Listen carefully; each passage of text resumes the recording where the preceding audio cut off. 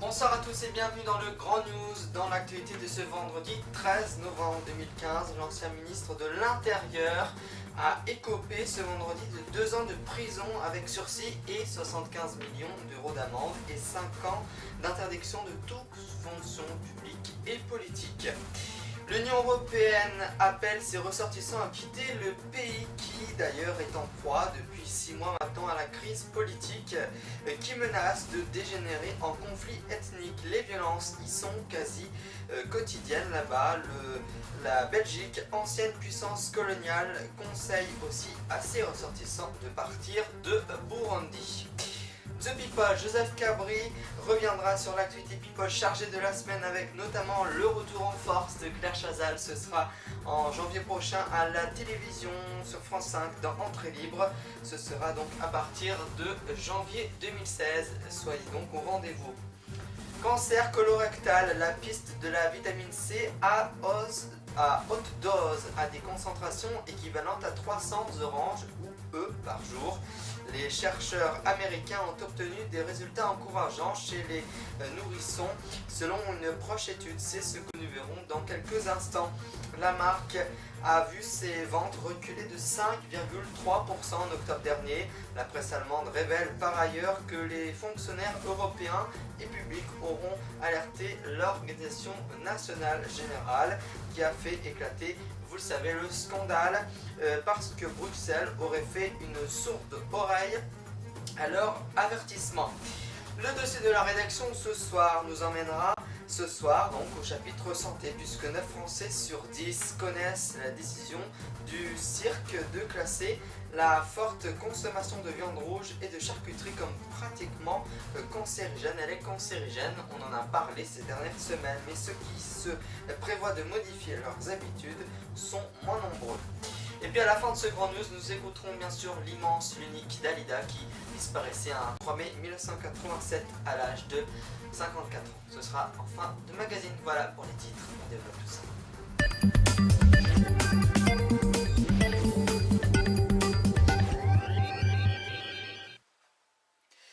Je vous le disais dans les titres, Claude Guéant a été condamné vendredi à 2 ans de prison avec sursis dans l'affaire des primes perçues lorsqu'il était un conseiller d'État de Nicolas Sarkozy de 2002 à 2004 au ministère de l'Intérieur. Le tribunal lui a également infligé 75 millions d'euros d'amende et une interdiction d'exercice dans la fonction publique pendant 5 ans.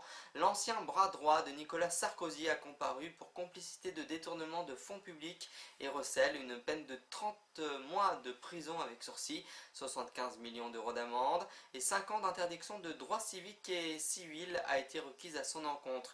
Il a été accusé d'abord d'avoir ordonné à Michel Gaudin, ancien directeur général de la police nationale, de lui remettre 210 millions d'euros en provenance des frais d'enquête et de surveillance du ministère de l'Intérieur à des seules fins d'enrichissement personnel. Claude Guéant en a gardé la moitié et reversé le solde à 3 collaborateurs. Bref, affaire à suivre. On en parlait tout à l'heure dans les titres que je vous annonçais en début du Grand News. Face au risque croissant de violence au Burundi, l'Union européenne a décidé d'évacuer les familles et les personnels non essentiels de sa délégation présent dans ce petit pays d'Afrique situé dans la région de Grand Lac en proie depuis 6 mois maintenant à une crise politique et migratoire qui menace de dégénérer en affrontement ethnique. On voit bien que la situation est dangereuse à Bujumbura, la capitale, nord là-bas. Nous prenons donc des mesures essentielles pour notre personnel et nos familles qui devraient quitter le pays dans les jours qui viennent, a expliqué un responsable européen. Et puis de son côté, la Belgique, ancienne puissance mondiale et coloniale, a également conseillé vendredi, donc aujourd'hui, à ses ressortissants de quitter immédiatement le pays en raison notamment des propos hostiles à la Belgique et des menaces à l'encontre des ressortissants belges qui ont été diffusés en chaîne. Depuis fin avril maintenant, le pays est aux abords de la guerre civile. La candidature du président Pierre Nkurunziza à un troisième mandat contraire à, selon ses adversaires, à la constitution a plongé le Burundi dans une grave crise migratoire et politique qui a fait au moins 240 morts et 200 000 réfugiés clandestins. La répression des manifestations et la réélection en juillet de Pierre n'ont pas empêché l'intensification des violences désormais armées. Ces violences quasi quotidiennes entre groupes armés laissent désormais craindre un retour des violences là-bas, vous le savez, à grande échelle.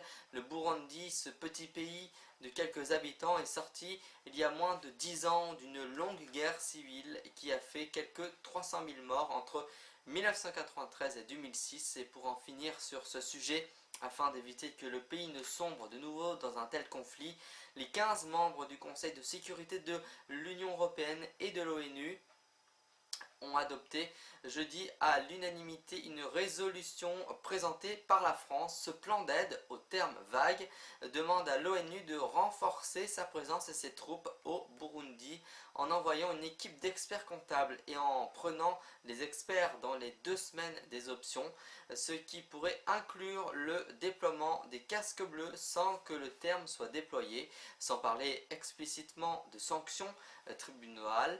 Ce texte évoque de possibles mesures supplémentaires contre ceux qui incitent à la violence et à la haine raciale et donc entravent la paix. Le texte appelle également les autorités à dialoguer bien sûr avec tous les interlocuteurs pacifiques à l'intérieur ou à l'étranger. Mais pour l'instant, le gouvernement burundais refuse de ce dialogue et il se tient hors sujet et hors de Burundi. Claire Chazal est âgée de 58 ans, elle a été évincée du journal télévisé le plus regardé de France sur TF1 depuis sa rentrée. C'était donc en septembre dernier, qui devrait faire un retour très remarqué à la télévision sur France 5 dès le début de l'année 2016. En présentant Entrée libre, rapporte le magazine Closer, la journaliste de 58 ans va remplacer Laurent Goumard à la présentation du journal culturel de France 5 diffusé de 20h15 à 20h30, soit un quart d'heure en concurrence directe avec le journal télévisé de TF1. Pour les inconditionnels de l'ex-reine du journal télévisé, il s'agit d'une très bonne nouvelle, comme on peut le constater à travers de nombreux messages postés par les internautes sur les réseaux sociaux. Claire Chazal va présenter un journal culturel chaque jour de 20h15 à 20h30 sur France 5 en janvier prochain. Bonne idée, elle va se faire plaisir, annonce-t-elle. On va retrouver pour en parler Joseph Cabri qui se trouve en plateau, sur son plateau pour The People. C'est tout de suite. Bonsoir Joseph, donc on va reparler donc du retour de Claire Chazal en force.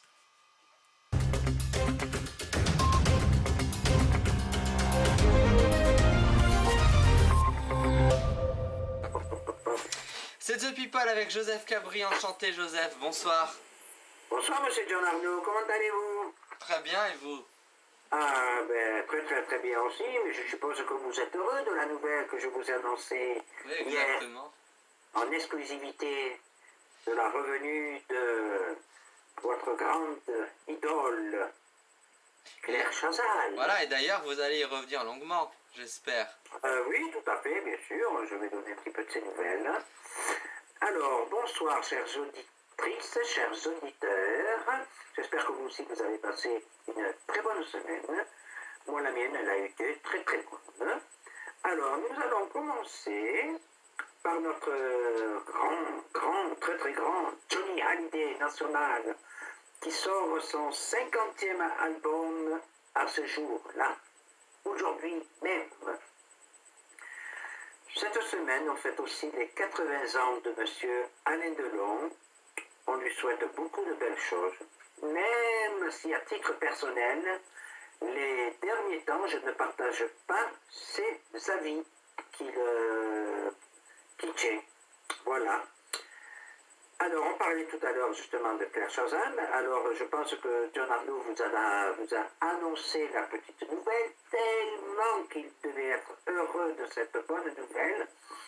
En effet, elle nous revient sur France 5 à partir du mois de janvier pour une émission de quotidienne, c'est-à-dire tous les jours, qui sera diffusée juste après C'est à vous. Ça dure un quart d'heure et elle traitera l'actualité, on peut dire un peu ce que je fais moi, l'actualité people, les dernières nouveautés de disques, les dernières nouveautés au cinéma. Elle rendra des hommages à des grands artistes de nos jours, du temps passé. Voilà, je pense que ça sera très très bien. Enfin, moi j'aime bien cette émission, donc je pense que je la regarderai aussi avec Claire Chazal. Des nouvelles de la nouvelle série, vous savez que des millions de gens ont regardé, moi-même d'ailleurs, j'ai regardé De la famille formidable. Elle sera très très très bientôt de retour sur la chaîne de TF1, ça a été annoncé par Annie Dupéré, qui est invitée l'autre soir aussi à C'est à vous. Céline Dion nous l'a annoncé, elle va faire une petite tournée en France en 2016 et nous dévoile encore une fois sa collaboration de son prochain album en français avec Jean-Jacques Goldman. Et sa venue en France est pour juin 2016. La chanteuse Adèle a été pressentie pour jouer dans le prochain film de Xavier Dolan. C'est un jeune réalisateur québécois. Je me souviens particulièrement de lui car il avait annoncé une fois en interview qu'il aimait beaucoup Dalida. Et d'ailleurs, il avait mis dans un film à lui où il avait pris quand Dalida chantait Bang Bang en version italienne, il avait mis cette chanson dans un de ses films. Patrick Sébastien a eu un coup de colère l'autre jour. Mais quand on dit un coup de colère, vous connaissez tous très bien Patrick Sébastien. Parfois, il ne marche pas ses mots, comme dans ses chansons d'ailleurs. Et donc, à C'est à vous, il a insulté les journalistes de certains journaux, donc je ne vais pas citer le nom, pour ne pas me faire des ennemis, mais il les a insultés de vraies petites enculés. Il a dit ce sont des enculés à la télévision. C'est qui les journalistes? Comment? Qui sont les journalistes? Non, je crois que c'était les journalistes du journal Le... Oh, je ne me rappelle même plus, je croyais que je l'avais noté, mais j'ai oublié de le noter apparemment. Mais je crois que c'est de Paris Match, un truc comme ça, je crois. Et puis c'était... Ah non, c'était le journaliste... Ah mince, qui était sur Canal+. Auparavant, d'ailleurs, il n'y est plus. Apathy. Voilà, ça me revient. C'était le journaliste Apathy qui avait un petit peu forcé la main à la ministre de la Santé, il me semble, qui était invitée ce jour-là, et qui avait presque, on va dire, qui avait pratiquement insulté de Patrick Sébastien d'inceste. Donc ça lui avait vraiment pas plu. Et donc c'est pour ça qu'il a insulté le journaliste, voilà, on va dire, Apathy, de enculé.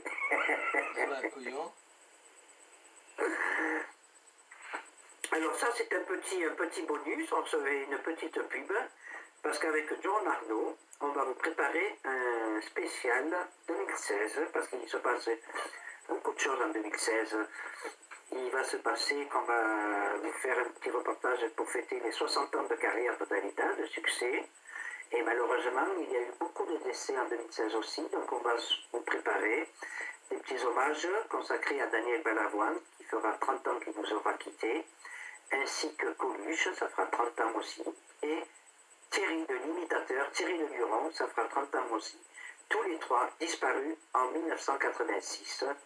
Je m'en souviens car j'avais quand même 22 ans, et ce fut une année, c'est vrai, très très très très triste, en disparition de nombreux artistes. Patrick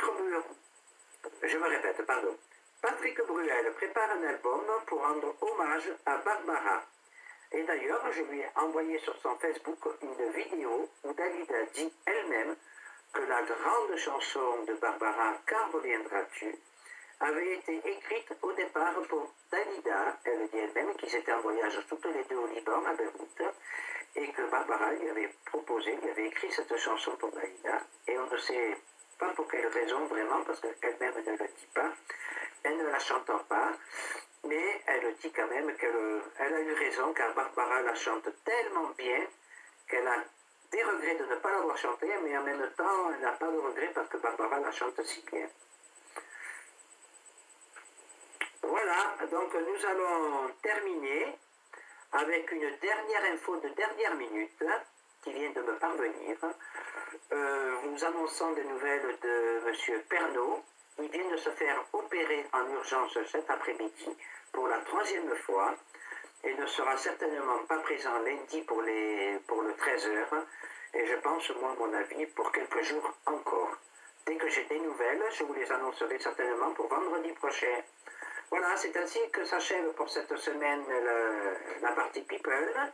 Je tiens à vous remercier de votre écoute. Je tiens à remercier John Arnaud de sa confiance qui me témoigne de chaque jour et chaque semaine. Voilà, je vous souhaite une excellente semaine et je vous retrouve vendredi prochain pour de nouvelles actualités News People. Au revoir. Merci Joseph, bon week-end. Merci à vous aussi, John Arnaud. Bon week-end à vous aussi. Merci beaucoup Joseph Cabrion, on vous retrouve donc la semaine prochaine. Je vous souhaite encore une fois un très très bon week-end. Et nous on revient sur la vitamine C qui pourrait être utile contre des cancers, notamment le cancer colorectal particulièrement agressif. C'est en tout cas ce qu'espère le docteur Lewis Cantley, chercheur à l'université de New York. Il a publié le 5 novembre dernier dans la revue internationale Science, menée par son équipe avec pas moins de 4 autres centres américains prestigieux dont la faculté de Harvard ou le Cold Spring Harbor Laboratory de Long Island. Dans un communiqué de l'université Weill Cornell, le chercheur s'enthousiasme. Notre espoir est qu'après ce travail tout à fait dur et sensible, la communauté scientifique française jette un regard neuf sur cette molécule naturelle sans danger pour l'homme et à bon marché. Ce n'est cependant pas la première fois que l'on évoque l'utilisation de la vitamine C contre le cancer, avec des résultats jusque-là peu convaincants. Ceux qui sont présentés cette fois sont encore très préliminaires et s'ils retiennent l'attention de vous, c'est avant tout parce qu'ils concernent des cancers colorectaux particulièrement agressifs porteurs des mutations. Alors il faut savoir que ce chiffre, 40% environ des cancers colorectaux pour la première fois, est donc de 8 à 12% pour la seconde fois, pour le second cancer. Surtout, ces mutations ont la particularité de rendre le cancer résistant au traitement, notamment à la chimiothérapie ou la bronthérapie ciblée, que sont les anti-EGFR, comme l'a prouvé le docteur Laurent Puig et son équipe de l'hôpital européen Georges Pompidou à Paris en 2006, à tel point que l'on vérifie désormais qu'un malade ne porte pas la mutation CRAS avant de lui prescrire ses traitements. De nouvelles déconvenues, les ventes de marques de Volkswagen ont reculé de 5,3% en octobre sur un an, selon des chiffres publiés ce vendredi qui reflètent pour partie les premiers effets à scandale des moteurs truqués, diesel, Fiat notamment, mais aussi la conjoncture difficile sur plusieurs marchés. Volkswagen, la plus importante en volume de 12 marques du groupe automobile, a vendu, tenez-vous bien, 490 000 voitures, 490 millions de voitures, c'est énorme. Le mois dernier, selon le communiqué, c'est au Brésil et en Russie que le décrochage est le plus marqué. En Europe de l'Ouest, les ventes affichent un recul de 1,3% après l'arrêt de la voiture la plus remarquée, la plus marquée, donc dont plusieurs modèles concernés par l'affaire des moteurs diesel truqués. Voilà, désormais, nous passons au dossier de la rédaction cette semaine. A tout de suite.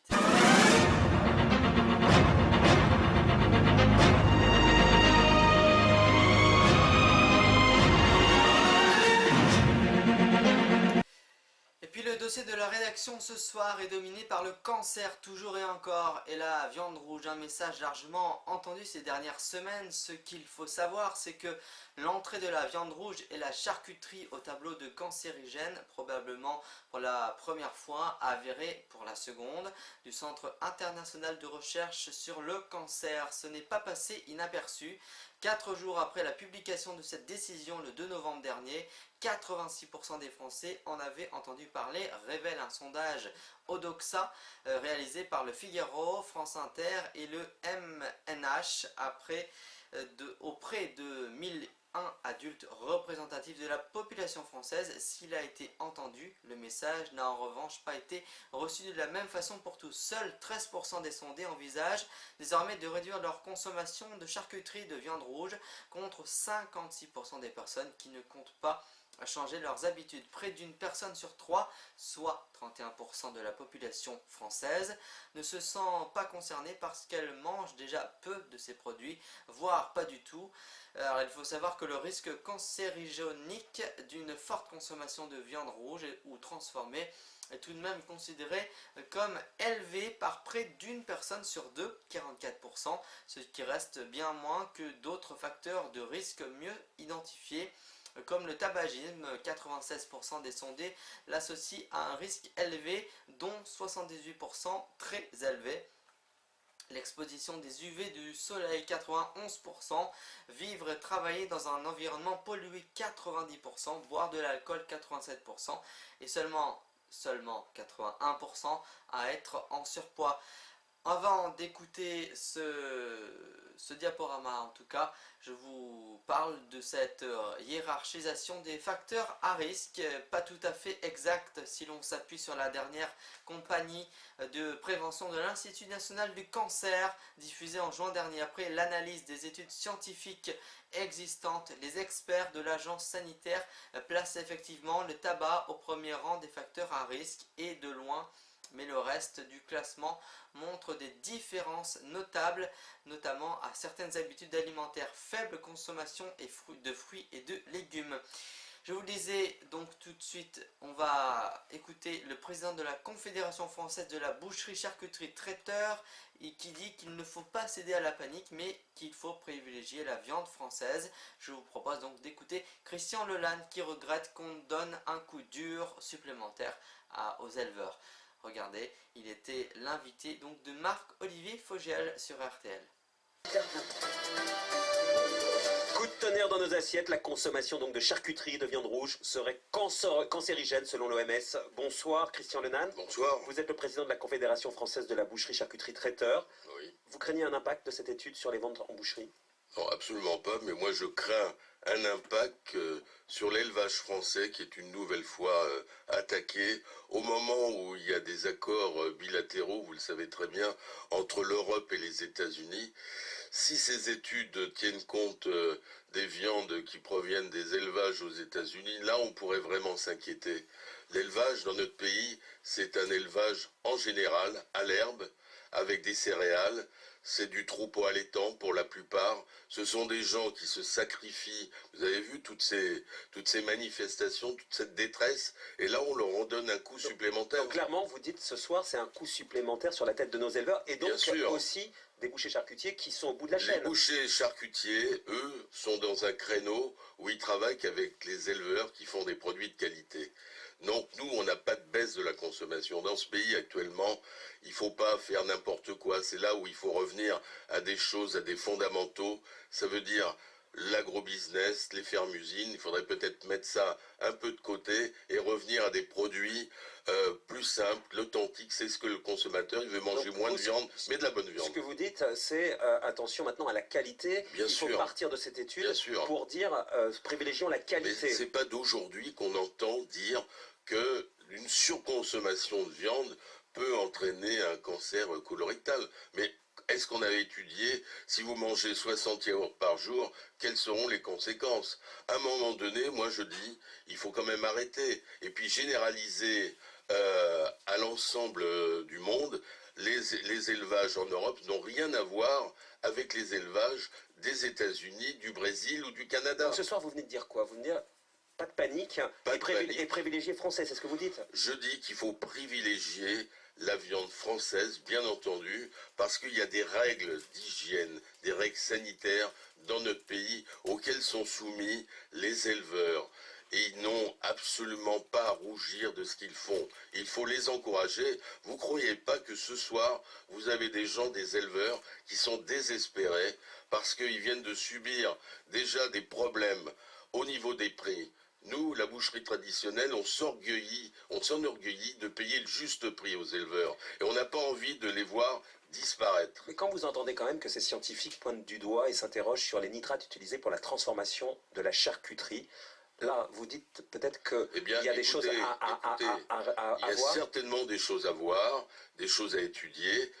En ce qui concerne la fabrication de la charcuterie, vous avez des artisans charcutiers. J'avais tout à l'heure mon ami Gilles Véraud qui revient de la charcuterie traditionnelle et on l'exporte dans le monde entier. Hugo Desnoyers était à Tokyo il y a 3 jours avec de la viande française.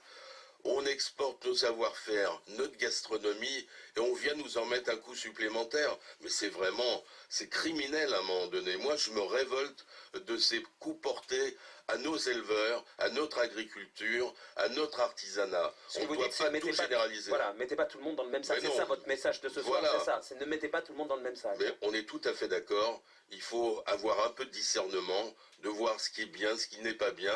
S'il y a des charcuteries industrielles qui ne correspondent pas, où il y a des nitrates, il faut absolument arrêter ce genre de choses. Mais aussi à côté, vous avez des gens qui font des produits de qualité.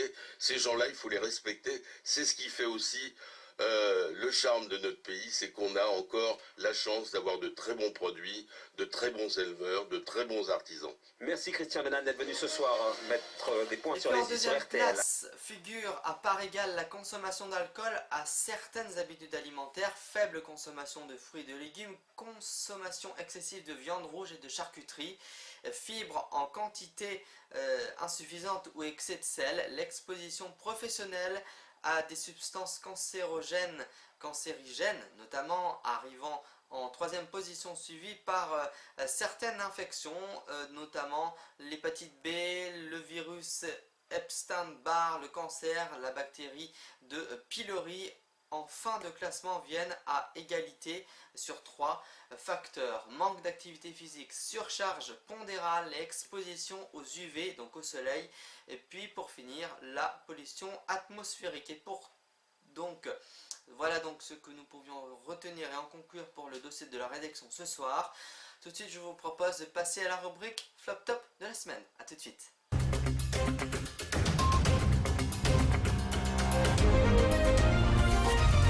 Pour la première fois dans le Grand News, c'est bien sûr du flop, puisque l'animateur Benjamin Castaldi qui affirme que pour l'instant tout va bien selon son livre au Figaro, qui se livre d'ailleurs sur le figarotv.fr, sur ces 5 dernières années marquées par une grave faillite financière, et affirme que son rapport à l'argent a changé.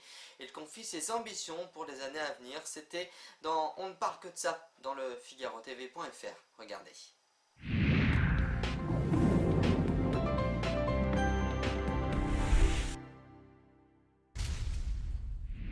On ne parle que de ça et on ne parle que de lui, Benjamin Castaldi. Il dit que pour l'instant tout va bien, mais on a quand même du mal à le croire. Benjamin Castaldi. Ou presque, c'est ce que je mets sur la dédicace. Effectivement. Ouais. Merci d'être ici, Benjamin Castaldi. Vous êtes ici pour la promotion de cet ouvrage, ce livre que vous avez écrit, oui. Pour l'instant tout va bien, aux éditions L'Archipel. Quand on voit ce qui vous arrive en ce moment sur les plateaux télé, on doute un peu que tout va bien. Non, ça s'est bien passé, à part le petit couac sur le SMIC. Le SMIC à 1000. Oui, à 1800, bon, je me suis trompé. Il y a aussi quelques couacs avec quelques chroniqueurs de chez Hanouna aussi. Ah, mais je ne les ai pas rencontrés. C'est eux qui font des couacs tout seuls. Ils aiment bien faire du bruit.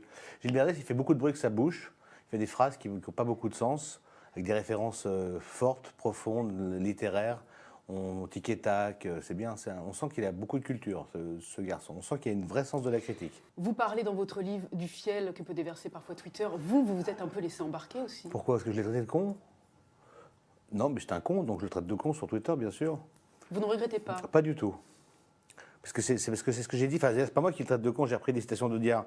C'est vrai que les cons osent tout, c'est à ça qu'on les reconnaît. C'est vraiment le cas de Gilles Verdez, vraiment. Il était mauvais en sport, il est mauvais en télé, il est mauvais partout. C'est un nul. Donc vous ne l'aimez pas du tout, Pas du tout, non. Mais est-ce que c'était la bonne stratégie de sortir un livre comme ça? Vous voulez faire de ce livre un nouveau point de départ. Oui. Vous avez voulu un peu balayer ce qui s'est passé avant pour repartir sur du neuf. Mais c'est ce que j'ai fait. Oui, et en fait, on a l'impression que vous le faites maladroitement. Vous comprenez ce que je veux dire? C'est-à-dire que finalement, vous voulez que les gens changent d'avis sur votre image parce qu'ils se sont trompés, parce qu'ils ont écouté des critiques qui étaient fausses, des fausses rumeurs. Pour votre famille, pour les gens de la profession, vous voulez que les gens changent d'avis sur vous. Et en ce moment, ça m'a l'air difficile. Non, à part l'épiphénomène Gilles Verdès, tout va bien. Si je vous dis qu'on a l'impression qu'on parle de vous, ça vous importe plus que ce qu'on dit de vous. Vous en dites quoi? Ah non, ce qu'on dit de moi, non, c'est une des raisons pour lesquelles j'ai fait le livre. Je l'ai fait parce que tout ce que j'évoque dans le bouquin, d'ailleurs à 99,9%, sont des choses qui ont été non pas évoquées par moi, mais par une certaine presse et par la presse en général. Et il y a des choses qui n'étaient pas justes, voire parfois injustes, donc j'ai eu besoin de les remettre dans l'ordre. Et qu'on parle de moi, c'est pas le propos. J'ai pas pour l'instant un vrai problème de notoriété. Non, j'ai fait ce bouquin pour moi et pour remettre effectivement les compteurs à zéro. Mais il y aura toujours des gens qui seront là pour hurler. Vous avez dit que vous auriez pu aller beaucoup plus loin. Pourquoi vous ne l'avez pas fait dans ces cas-là? Parce que je n'ai abordé que des thèmes qui étaient déjà. Vous faisiez référence à des choses qui avaient été déjà évoquées? Il y a je vous dis tout ce que j'évoque, tout le fantasme autour du loft, tout le fantasme autour parfois de Secret Story, tout ce qui a été dit sur ma vie privée.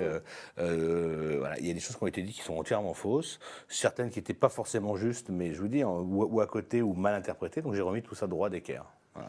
Dans votre livre, vous révélez que vous sortez quand même de 5 années extrêmement difficiles, que ce soit sur le plan personnel ou le plan financier. Vous avez été mis à terre par des déboires financiers très très importants. Vous avez une époque où vous gagnez très très bien votre vie, vous courriez même après l'argent, puisque dans votre livre, vous parlez même de l'enivrante odeur de l'argent. Quel rapport vous entretenez aujourd'hui avec l'argent, justement ? C'est quand on en a plus, quand on en a moins, qu'on se rend compte qu'on a dû faire plus attention. Dans ce livre, je m'en prends à moi-même aussi. Tout à fait. Certes, la responsabilité au début, elle est de vous. Puis après, elle bascule moi, sur cette affaire. J'en prends une partie. Après, il se trouve que j'ai pas eu de chance dans mes investissements et que j'ai été vraiment victime de grosses escroqueries. Mais c'est pas, voilà, c'est en procès, ça va se juger. Là, de toute façon, j'ai toujours un rapport assez décomplexé avec l'argent. J'ai envie de dire trop décomplexé. Peut-être, mais là, il est encore plus décomplexé parce qu'ayant connu à peu près tous les états financiers possibles. L'argent reste un moyen libératoire. Mais est-ce que vous le gérez différemment aujourd'hui ? Et d'ailleurs, un moyen libératoire, c'est la définition économique, d'ailleurs. Donc, ça reste ça, pour moi. C'est une façon on se libère. Mais quand de nouveau, vous aurez atteint, peut-être, et je vous le souhaite, le niveau que vous aviez il y a quelques années, est-ce que vous claquerez de nouveau votre argent de cette façon ? Non, je le claquerai différemment. Vous serez plus prudent ? Je serai plus prudent, heureusement. Non, quand même. Vous l'afficherez moins aussi ? Je l'afficherai plus. L'afficherai plus. En France, il ne faut rien afficher. En France, il faut profil bas, low profile, comme on dit. Vous l'avez beaucoup affiché? Je ne l'ai pas beaucoup affiché. On en a fait des caisses, mais bon, moi j'étais content d'avoir une belle bagnole, je la prenais pour aller bosser. J'aurais dû y aller en Twingo. Bon. C'est tout. Il y a un certain nombre de passages émouvants dans votre livre, dont on n'a pas beaucoup entendu parler. Il y a un passage très émouvant où vous êtes accusé à tort par votre grand-mère d'avoir volé de l'argent. Vous êtes la première personne qui a repéré ce passage, qui a pour moi un traumatisme épouvantable. Ça a l'air. En tout cas, la façon dont vous le décrivez est terrible. Parce que ça intervient à un moment où ça n'est pas la première fois qu'on a des suspicions à votre égard sur peut-être vos problématiques de pickpocket. de kleptomanie. Ou de kleptomanie. Oui. Non, mais c'est vrai ce passage est assez bouleversant parce que votre grand-mère refuse de vous voir pendant 3 ans. Et quand elle vous revoit, elle est très malade. Et elle disparaît très rapidement après. 15 jours après. Et vous ne savez pas pourquoi finalement elle vous a fermé la porte. Mais je ne sais pas pourquoi.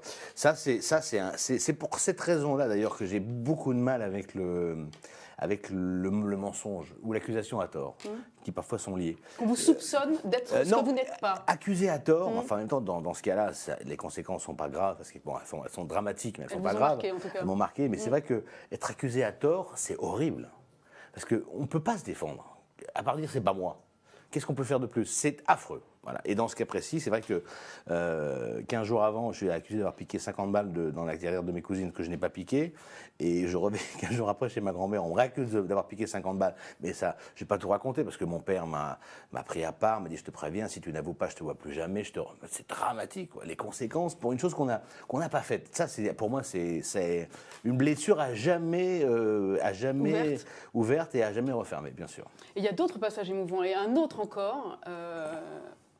qui pose question en fait. Quand vous êtes, il y a quelques années, à la fois sur TF1 dans Célébrité, et sur Europe 1, vous êtes journaliste, et tous les jours vous recevez un invité célèbre à qui vous posez des questions. Intelligente. Vous êtes journaliste et vous avez ce moment particulièrement émouvant et fabuleux avec Françoise Giroud, qui vous installe dans une position où vous vous sentez légitime dans votre rôle de journaliste. Au bout d'une demi-heure. Au bout d'une demi-heure, parce qu'elle vous teste. Elle me teste, bah oui, mais... C'est un des grands moments de votre carrière de journaliste sur Europe 1. Et au moment où vous êtes vraiment embarqué dans cette voie-là, vous bifurquez pour aller présenter le Loft. Vous vous êtes jamais demandé ce que serait devenue votre carrière et ce à quoi elle était... Bon, je serais certainement... Ce dans quoi elle était engagée à ce moment-là. Je serais sûrement peut-être encore sur Europe 1 ou sur une autre grande radio nationale. Moi, j'étais à la fois journaliste, intervieweur, j'étais aussi animateur. Voilà, et bon, la télévision et la radio, c'est parfois compliqué à faire matcher. Donc, effectivement, je suis devenu plus animateur-producteur que journaliste. Mais ce rôle-là, vous l'aimiez, ce rôle de j'adorais, journaliste? J'adorais. D'abord, j'étais nourri tous les jours intellectuellement, ce qui n'est pas toujours le cas en télévision. Ça ne s'empêche pas de se nourrir par ailleurs, mais bon, c'est vrai que là, il y a une espèce de... Moi, un peu comme tous ceux comme vous, je suppose, qui ont fait un peu des études, il y avait ce côté assez scolaire que j'aimais bien, le côté de faire ses devoirs, de lire le bouquin, d'aller bachoter, de se renseigner quand on recevait... je me souviens, quand j'avais reçu Marie Calter, je m'étais replongé dans le conflit israélo-arabe que déjà j'avais beaucoup de mal à réviser à la fac. C'était toujours aussi incompréhensible, mais je me suis dit, je ne peux pas me présenter devant ce mec-là sans avoir un peu revu un peu les bases. Donc ça me forçait en permanence à me cultiver, à me nourrir. Moi, c'est pas du tout l'image que j'ai développée par ailleurs. Ça, vous ne le regrettez pas aujourd'hui? Non, parce que c'est pas très... Qu'on pense de moi que je suis un inculte stupide, c'est pas très grave. Ce qui serait grave, c'est de l'être.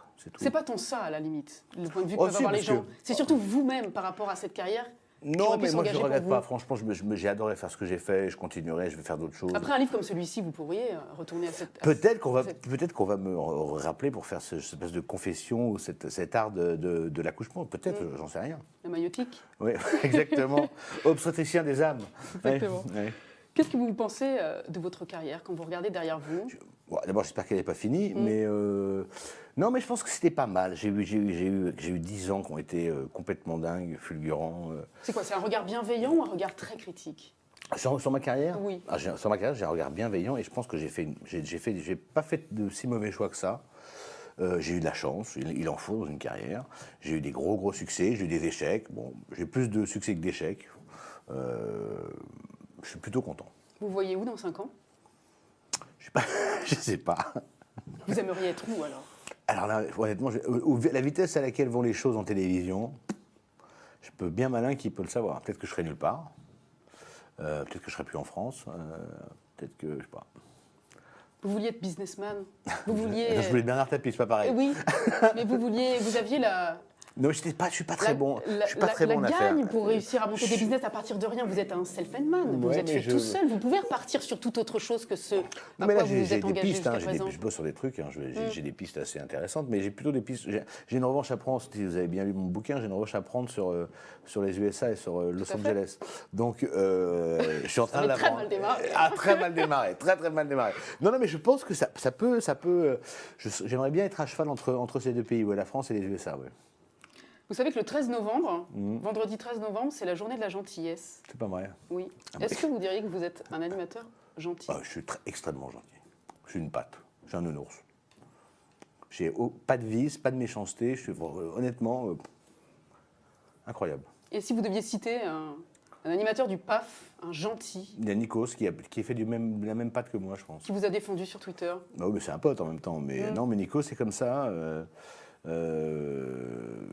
Non, des vrais gentils, là ça me vient pas, mais il y a des gens qui n'ont pas forcément cette image-là. Carole Rousseau est une vraie gentille, alors qu'elle a une image plutôt fermée, froide, etc. Voilà, il n'y a pas de... Foucault est un amour de gars, un amour. Je crois pas qu'il ait une once de méchanceté, il y en a quelques-uns comme ça, heureusement. Vous savez que l'émission est diffusée donc ce 13 novembre, journée là dans le Thiès, et vous avez dit beaucoup de mal de Gilles Verdez. Est-ce que vous seriez capable d'en dire du bien? Pas du tout, impossible. Vous irez lui dire en face, donc, chez Hanouna? Bien sûr, je vais lui dire en face. Mais gentil ne signifie pas être soumis. Oui. Donc, puis c'est pas moi qui commençais concernant Gilles Verdez. Il a un peu fermé sa grande bouche. Il avait fait un peu moins de bruit que ses dents et sa langue et ses cordes vocales. et s'il avait mis des mots alignés qui veulent dire quelque chose, avec une critique construite et intelligente, je n'aurais pas... Moi, j'ai rien contre la critique. On a le droit de critiquer. Évidemment, ça fait avancer les choses. Mais le lynchage, le lapidage, toute cette façon de critiquer de façon spectaculaire pour faire le buzz, etc. Bon, en même temps, il a réussi son coup puisque je me suis défendu. Mais je trouve ça lamentable et ce n'est pas digne du métier de journaliste qui prétend lui, pratiquer tous les jours. Il est à l'inverse du journalisme, voilà.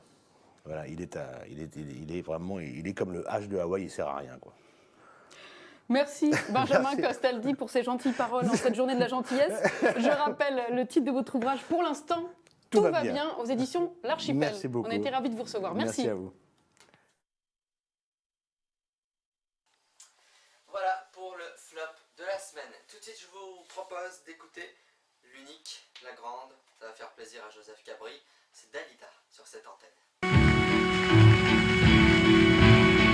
Elle appelait ma libérée dans une mansarde où il s'aimait des nuits entières, et dans ses yeux elle le voyait sourire son père, chanter sa mère avant la guerre. Elle lui disait ma libérée, s'il devinait que c'est vous qui m'avez sauvé, ne partez pas, ma libérée. Vous voyez bien, je n'ai plus rien que vous sur terre. Répondez surtout, n'écoute plus ta peur, avec un peu d'espoir, le monde sera meilleur.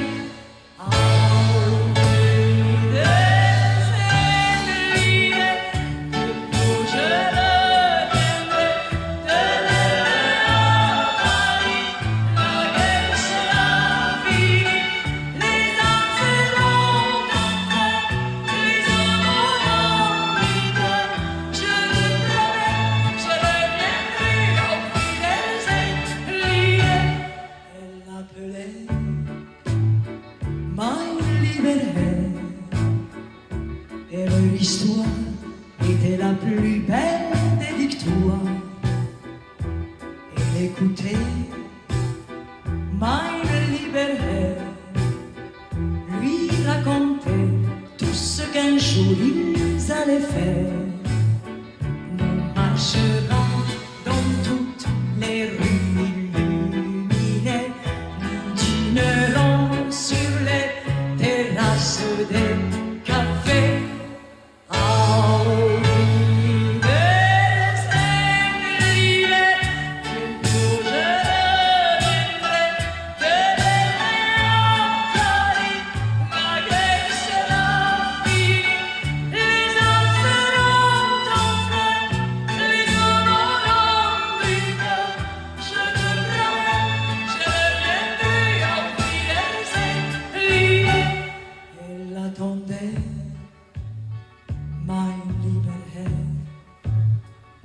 Jour après jour, dans le silence des cris d'enfer, elle s'inventait des nuits d'hiver au coin d'un feu libre et heureux après la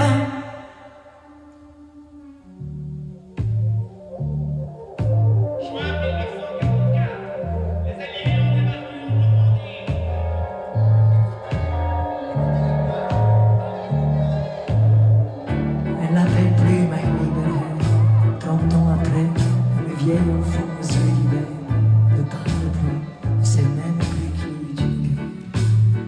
Mais certains soirs, lorsqu'elle retrouve sa mémoire, ses yeux s'allument soudain, elle raconte son histoire.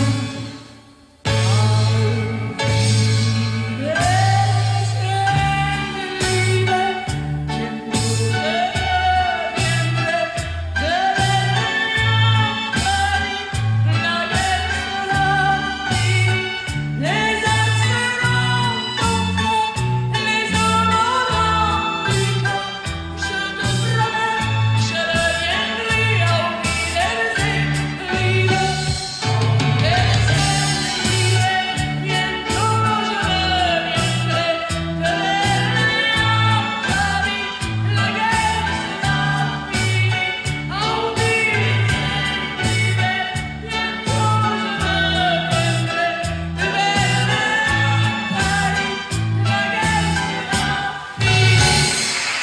rappelle la principale information que nous avons détaillée dans cette édition.